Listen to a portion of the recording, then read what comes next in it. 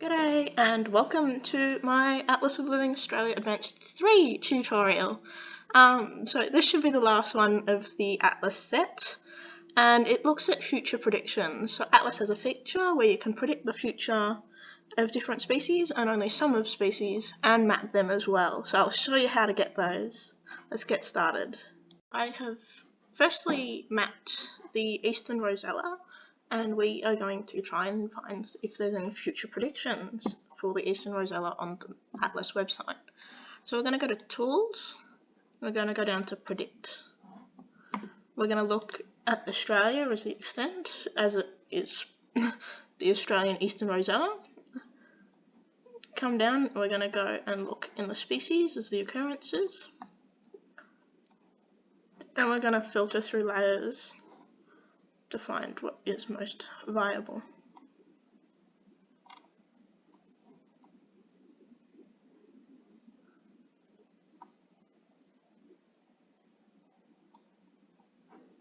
So we might look at important bird areas as biodiversity.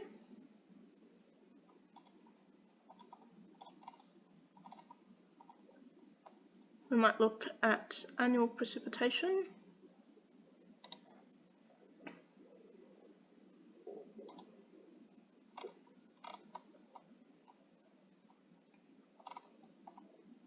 And we might also use land use. So we'll give you a little green tick when there's enough layers. In the prediction you can use one, so maybe we'll just go down to important bird areas. We'll see if we can manage that one. You're going to use 20% as the model of testing on a resolution of 0.01. I'm going to go next.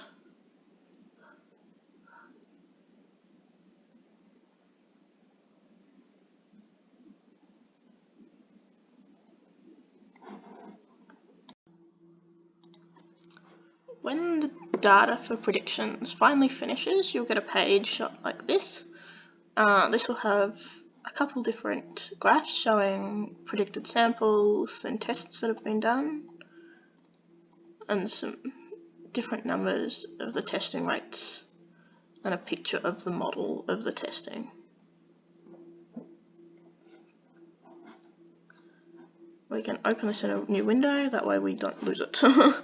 You can see some response curves and all the legends of different people that have added.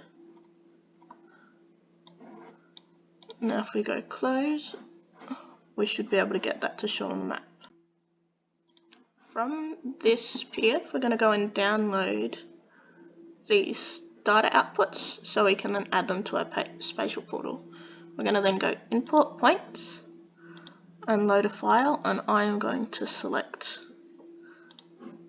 the file with the latitude and longitude in the file and upload. We will then change this to column headers,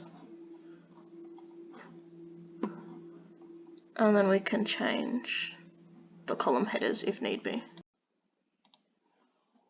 So we're just going to go ahead and change the X and Y to the decimal latitude and decimal longitude.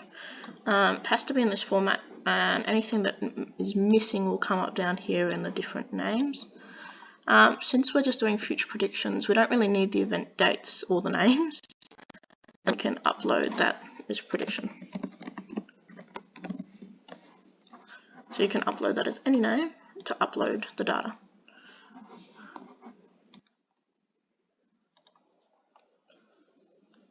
The data might take a little while to load, so I've just sort of skipped a little bit over that, and it'll tell you how many records it's got. So we've got 13,000 predicted records, which is a fair lot, but we're looking at all over Australia.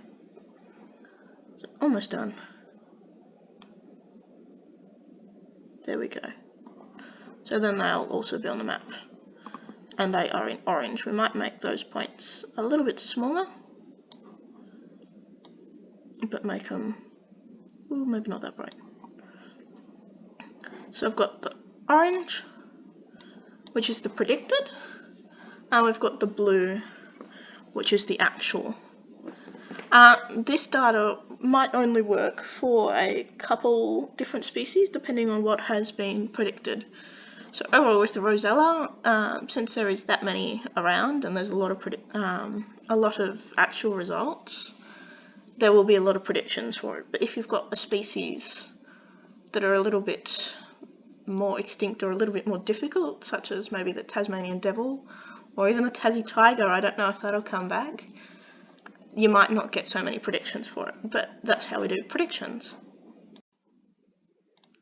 We might also want to view these as a density grid, so that'll show the density, and if we turn predictions back on and maybe change them out of orange to blue, we can see the different overlays. If we bring the opacity down of this, we can see that they overlay.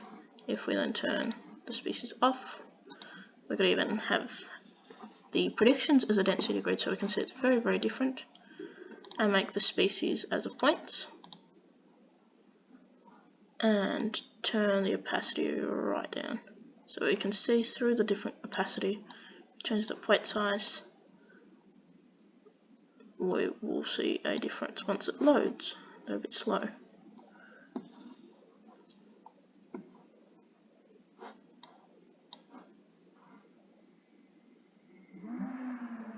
Very slow today. But overall, that is how we map predictions, how you can change a density grid to see if the predictions match the same density as what is current, in which we can kind of see that it does. And even those little outliers we can see that are there.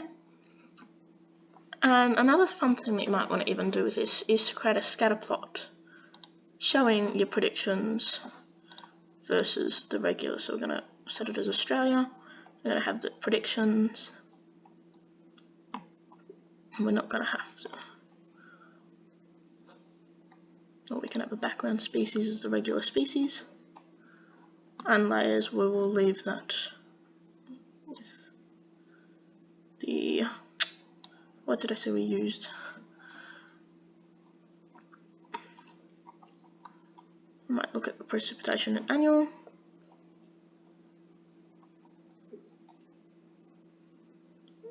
And we might look, at the temperature, the annual maximum mean. So let's see if the birds follow temperature. Let that load. So once it's loaded, we'll get a little scatter plot graph in the left side. We can download data, and we can download an image of the data. And another fun thing is you can highlight little outliers which don't quite match the pattern. Once they've been highlighted, they will show up on the map if it wants to work with me today. I need to turn the layer on, that would be helpful, wouldn't it? And it will highlight those in a different colour. Now this might be used if you're trying to find data which doesn't match the normal and you're wanting to sort of map a reason why.